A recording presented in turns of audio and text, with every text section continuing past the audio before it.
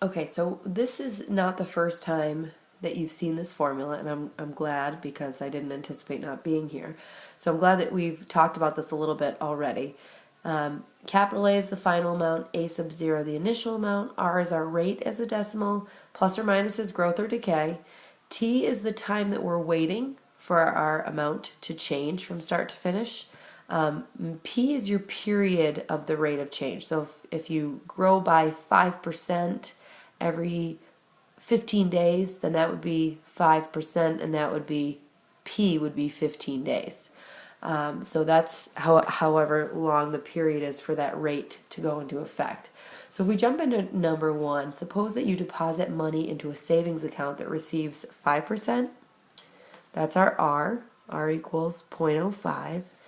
Interest per year. So it's gaining 5% per year. So your P is 1 year.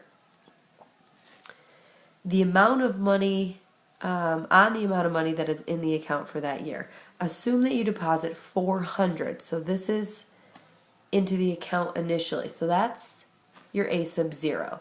So how much will the savings account increase by over the course of the year? So if the starting amount is 400, we're really, in order to figure out how much it increased by, we're really on the hunt for capital A.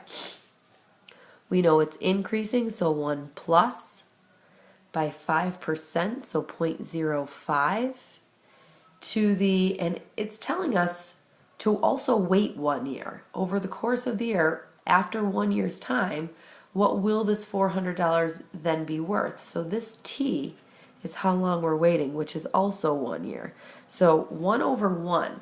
The period is 1 year because that 5% happens every year, and they're telling us to wait 1 year. So this is really just going to increase by 5% in that 1 year. And so just to find out how much that's going to be, we would just type this into our calculator. 400 times 1.05 is what that'll be. Let's see, 400 parentheses 1 plus 0.05 parentheses to the 1 over 1 power. If you just want to be safe and do everything on the calculator, that's $420. That's your final amount. So the question is, how much did it increase by? From 400 to 420, 20 bucks. Okay. How much money is in the account at the end of the year? $420. We already figured that out. By what single number could you have multiplied the 400 by in order to calculate your answer in part B? So the 400, and that's really what did happen. I think what they're trying to get at here is trying to get us to derive this formula, but I've already given it to you. We don't need to kind of come up with it on our own. But the single number that 400 technically got multiplied by was this, and this ends up being just 1.05. So that's the multiplier. 1.05.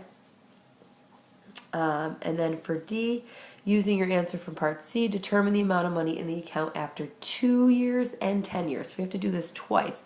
We're essentially just going to, instead of waiting the 1 year, we're going to wait 2 years, calculate that, and then we're going to wait 10 years and calculate that. But the 5% growth is still happening on a yearly basis, so that denominator is going to stay 1. So for part D, the 2-year one will be 400, 1 plus 0.05 to the 2 over 1. And the other one for the 10-year will be 1 plus 0.05 to the 10 over 1. And these are straight calculator questions, so I will type in 400, 1 plus 0.05 to the 2 over 1 is just the second power. So that is $441 after 2 years. And then the second one, 400 times 1.05 to the 10 over 1, which is just the 10th power. 651, does it say to round? Nearest cent. So 651.56 after 10 years. So give an equation for the amount in the savings account, S of t, as a function of the number of years since 400. That's pretty much what we already wrote. So that's exactly what they're trying to have us do. They're trying to have us to derive this. So we start with 400. we're using 1.05 as our multiplier to the T over 1 power. And you wouldn't technically need that 1, but I'm just keeping it there so you know that that 5% happens every 1 year. So using the table on our calculator, so I'm going to go ahead and type that equation in. 400 times 1.05 to the x power, and go to my table. They want to know how long it will take for the initial investment to double. So that's 400 to doubles, waiting for it to become 800. And if you scroll down and see when this balance becomes 800, somewhere between year 14 and year 15, a little bit closer to 14, just after year 14. The nearest year, so the 14th year. And providing evidence on a regents would just mean, you know, kind of show mainly these 2 points, and knowing that 800 falls in between these dollar amounts, we've got to be between 14 and 15. All right, so in number 2, which of the following gives the savings in an account if $250 is invested at an interest rate of 3% per year? So this starts at 250, this starts at 250, this starts at 250. This is out because we haven't shifted anything up 250, right? That is 250 should be our initial investment, so that's out. 3% per year, so that's 1 plus 0.03. That's this one. This one is increasing by 30%, so that's out. And this one is technically 1 plus 3. Would be the 1 plus R. So if that's 1 plus 3, that one's increasing by 300%, and that's definitely not happening. So this number 2 is your answer there. Okay, if we jump to the back, just 2 more questions here. If the population of a town is decreasing by 4% per year, so we're going with a minus, 0.04 every 1 year, that's your P, and started with 12,500, which of the following is its projected population in 10 years? So we go final population equals the initial one, 12,500, 1 minus 0.04 T over period of 1 year. And I'm sorry, they did give me the time that they wanted me to wait. Projected population in 10 years. So they want me to wait 10 years. So the 10 over 1 power. So again, you're just typing that in. 12,500. 12,500 times 1 minus 0.04, which is going to be technically 0.96 would be the base, to the 10th power.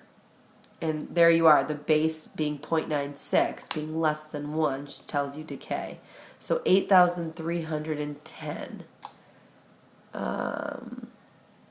Which one's the closest? Well, that's it. 8,310. All right, so exercise 5 here. A stock price is increasing, so it's plus. Rate is 4%. 0.04. Now this is per 1 week. Everything we've seen so far has been per 1 year. So our period is 1 week. The initial value is $20. All right, that's that stock price. On the other hand, the stock price of this other company is crashing at a rate, so this is losing. It's the different one, so I'll underline. Losing value, rate of 11% per week. If its price was $120 per share to start, right? And that's when the wind power was at $20 to start. They'd already given us that info. After how many weeks will the stock prices be the same? Okay, so we need 2 different equations. We need the circle for the wind power, and we need underlined for the gerbil energy, maybe?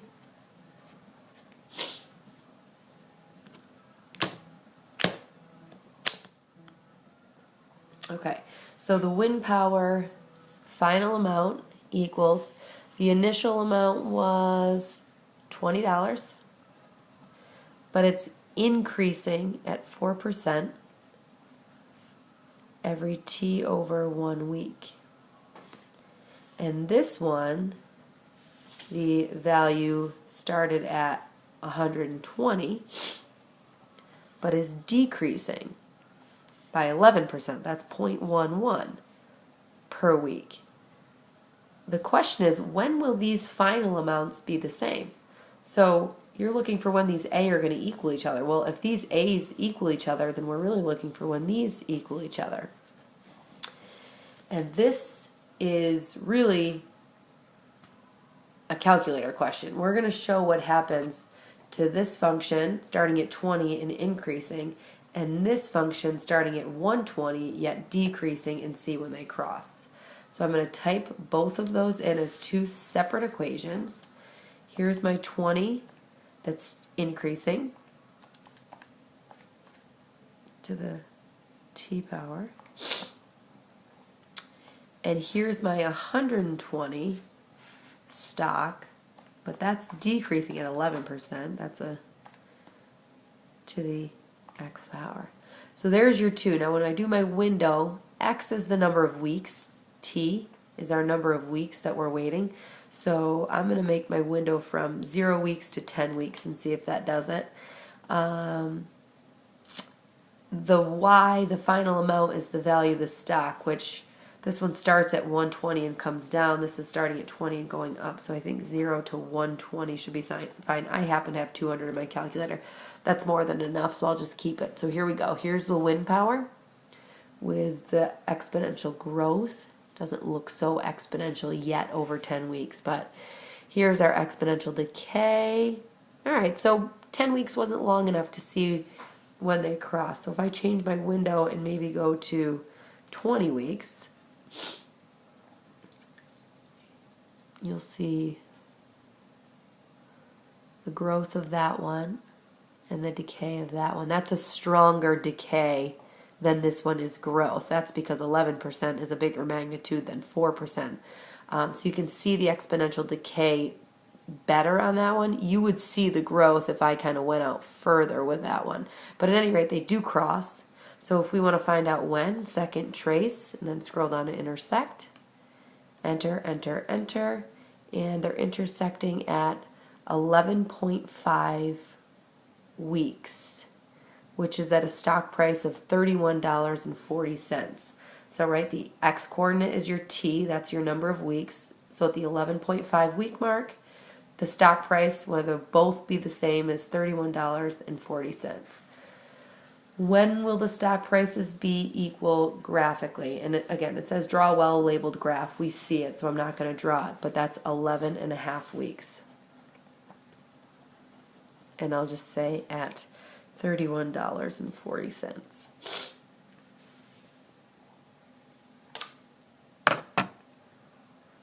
So your homework is a worksheet and should be passed out.